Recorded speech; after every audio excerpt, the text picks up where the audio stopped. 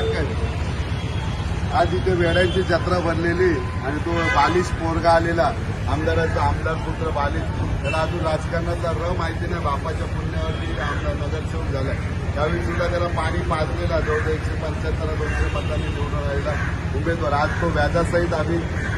लोकांनी तो विजय एक सामान्य माणसाला निवडून दिलाय त्याला सांगायचं त्याला अजून कळत नाही हप्ते घेऊन कोण मोठा झालाय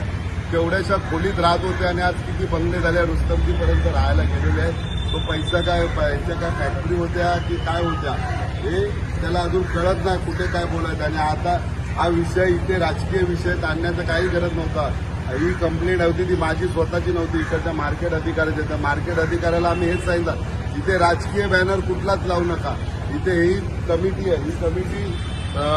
फुल मार्केटची कमिटी आहे याला आमचा विरोध आयुष्यात नसणार आम्ही विरोधाला विरोध करणारी माणसंच नाही विरोधाला विरोध करणाऱ्या माणसांना लोकांनी घरी बसवला एवढ्या विभागात स्कीम झाल्या त्या स्कीमची कशी सत्यानाश लावली त्या लोकांना माहिती आहे लोक देशजोडीला लागले आज त्यांचे बिल कापतात त्याचं कारणीभूत कोण आहे इथे कोण राज्य करत होतं एवढ्या वर्ष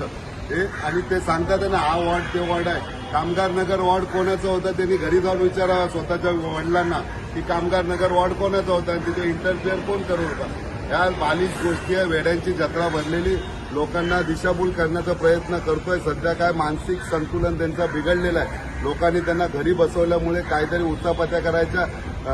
ते म्हणतात एक म्हण आहे वराती मागून घोडे शिवाजी पार्क छत्रपती शिवाजी पार्क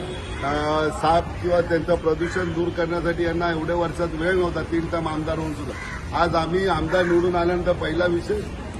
छत्रपती शिवाजी पार्कचा घेतला तर तो आमचा सर्वे झाल्यानंतर त्यांनी खास लोकांना दाखवण्यासाठी दुसरं सरकार म्हणजे म्हणताना वराती मागून घोडे अशी पद्धत सगळ्या त्यांची झाली आहे त्यांनी स्वतः आराम करावा 2 महिने त्यानंतर राजकारणात उतरावा आणि हे अशा छोट्या छोट्या गोष्टींमध्ये व्हिडिओ युट्यूबवरती करून काय लोकांना माहिती आहे तुमची काय परिस्थिती झाली आहे ती लोकांनी केलेली आहे त्यामुळे लोकांच्या जनता अदालतमध्ये या असे